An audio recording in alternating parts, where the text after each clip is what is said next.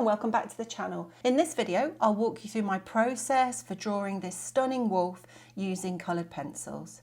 I used Faber-Castell Polychromos and Caran d'Ache Luminance pencils for this project, and the paper that I chose to use is Fabriano Artistico hot press paper. This video is part of a full detailed tutorial over in my art membership and on my Patreon channel. So if you're looking for more support and guidance with your own artwork, you might like to join me over there, and I'll leave links for those in the description. But in this video, we'll take a look at using a combination of saturated and desaturated colours to create focal points, using edges of an area to create perspective and to focus the viewer's eye, and I'll show you a couple of different techniques to build volume into fur. And by the end of the video, you'll have some useful techniques to transfer to your own animal drawings. Before we start, if you enjoy this video, give it a like and let me know in the comments. That's really helpful, thank you. Remember to subscribe and turn on notifications before you go, and you'll keep up to date with new tutorials as they go live. Okay, so whether you're a beginner artist or someone looking to develop realism in your animal portraits, make yourself comfortable and let's get started. So my aim with any animal drawing is to bring life into the eyes. I start with a dark pencil to outline the eyes. I'm using dark sepia from the Faber-Castell Polychromos range. It's important that you regularly look at your reference photograph. Even with the outline as a guide on the paper, it's still important to look at your reference to check that your line drawing is correct and that you understand what each line on your paper represents on the photograph. Once the outline of the eye is in place and I've plotted some basic shapes in, I can start to think about adding colour into the iris area. I'm using a light cream coloured base layer here to make sure that the eyes stay bright in the final portrait. The wolf's eyes are going to be the focal point of my drawing, so by choosing to use colours in the eyes which are more saturated when compared to the rest of the fur, it will emphasise their intensity and brightness, and it will focus the viewer towards the wolf's face when looking at the finished piece. As I draw the eyes, I'll go between working on the lighter and the darker values, adjusting the contrast as I go. So plotting in the darker pupils at this early stage actually helps me judge the depth of values that I'm going to need in the iris, because it gives me a dark point to compare the rest of the eye to. And this makes sure that I end up with a balanced and realistic looking eye in the finished portrait. I don't want hard, crisp edges around the pupils. I want the pupils to look natural by feathering the edges into the iris. So I use the green and the brown coloured pencils to soften the edge of each pupil and help it blend into the rest of the eye. Once I'm happy with the colours that I've added in the eyes, I use a white transparent pencil to blend the layers together, which makes each eye look like a wet, glassy eyeball. One of my final stages in the eye is to use a dark pencil to darken the pupil and add shadow at the top of the eye. I want to make sure that there's a large enough difference between the dark and the light areas of the eye to create that dimension. So I'm topping up the dark bits where I need to. And finally, I add a glaze of orange in the iris, which helps to increase the intensity of colour in the eyes, and that'll help them stand out in the finished drawing. With the eyes completed, I move on to the fur, and the key here is to keep the fur softly focused so it doesn't distract from those eyes. After getting in some fur around the eyes, I move on to the forehead. I start with a light grey base layer and then add an earthy orange colour, such as a burnt ochre. I want this orange layer to be no more than a glaze of colour. I want the grey base layer to show through to make sure that the burnt ochre colour doesn't become too strong at this stage. I'm constantly looking at the reference photograph and making sure that my pencil strokes follow the direction of the fur. I'm starting to add an olive green colour into the orange, as this will tip the colour on the paper towards the earthy orange-brown colour that I'm looking for. As I said at the start, I want to make sure that the colours in the fur are desaturated compared to the eyes. So I'm adding grey into the fur too to make sure that the colours are toned down where needed. Once I've got some underlayers down, I start to think about plotting in some direction for the fur. I'm adding a little bit of texture, but this isn't my main consideration at the moment. Instead, I want to use the darker pencil to break up the lighter areas, work out the shapes in the fur, and work out the direction of the hairs. Quite early on in the process, I'm going to want to blend the layers that I've already added. Here I'm using a light warm grey to blend, which will complement and work with the warmer hues in the coat, like the oranges and the red browns. I'm blending in the direction that the fur is travelling in so as not to dislodge my pencil strokes. At this point, I have the basic shapes and areas plotted in. I have some colour on the paper, and from here it's a case of going over the areas again to build up the intensity of the colour and the depth of values.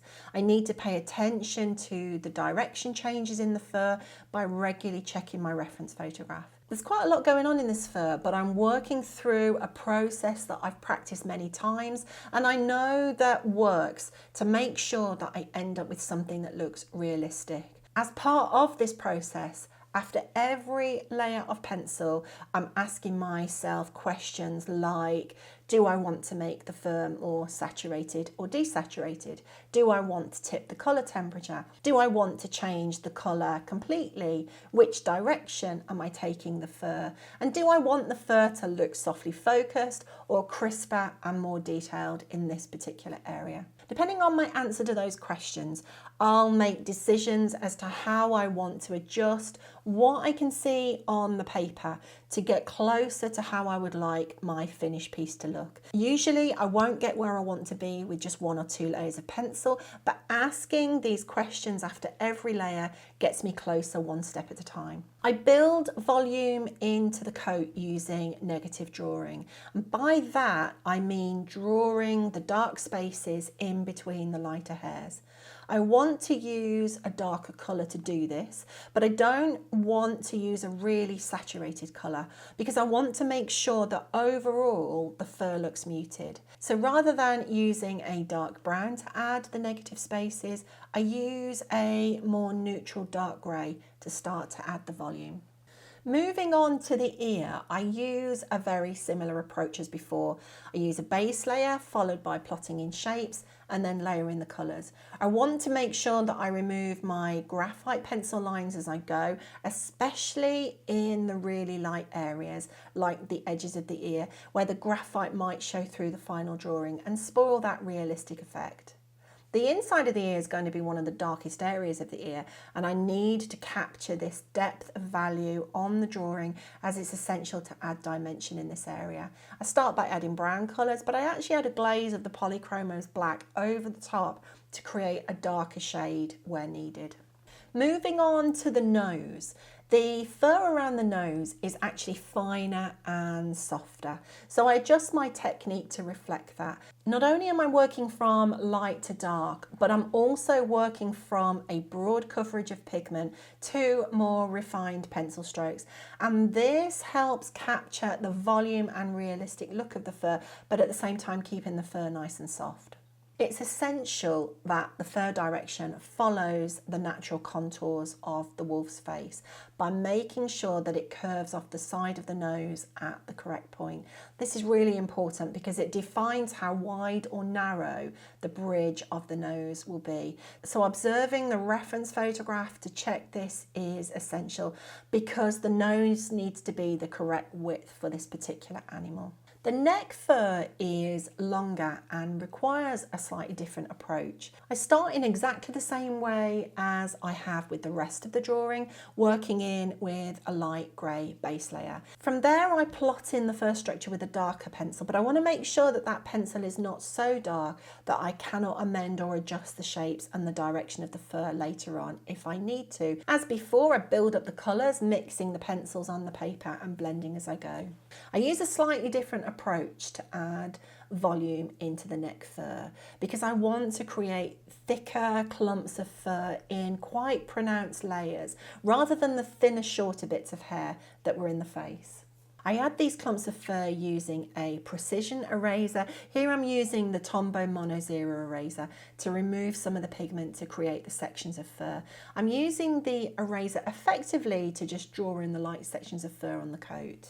Without blending, these erased areas can sometimes look quite unnatural, as if the sections are sitting on top of the drawing rather than being part of the fur. So blending and softening the edges of the erased sections will help, because the areas will look more natural and look as if they're actually part of the coat. As I was drawing the neck of the fur, I decided that I'd made the edge of the wolf's right shoulder much too strong. This was drawing my eye away from the wolf's face and the eyes, and I wasn't happy with how the strong edge was affecting the perspective of the neck either. So I used my eraser to soften the edges on that side of the body, and I was much happier with the result. It makes the neck blend into the background, and it ensures that the viewer's focus remains where I want it to be, which is the head and particularly those eyes. And there you have it, a wolf portrait with coloured pencils. Hopefully you've learnt some new skills that you can now use in your own drawings. We've looked at the importance of taking your time to bring the eyes to life, creating a focus in the eye area with more saturated colours, mixing colours directly on the paper, building a softly focused area of fur to keep the focus on the face, and using an eraser to create thick sections of fur. I hope that these tips and techniques help you with your own artwork. If you want to watch more tutorials on building soft fur, why not try these tutorials here on YouTube next? I've linked those in the description for you. Or if you're ready to learn more by following complete step-by-step tutorials, my art membership is waiting for you. I'd love to see you over there. So pop over to my website and you can discover more. If you've got any questions, or if there's anything that you would like to see in these tutorials, leave me a comment and let me know. Okay, thank you very much for watching, and I'll see you next time. Bye for now.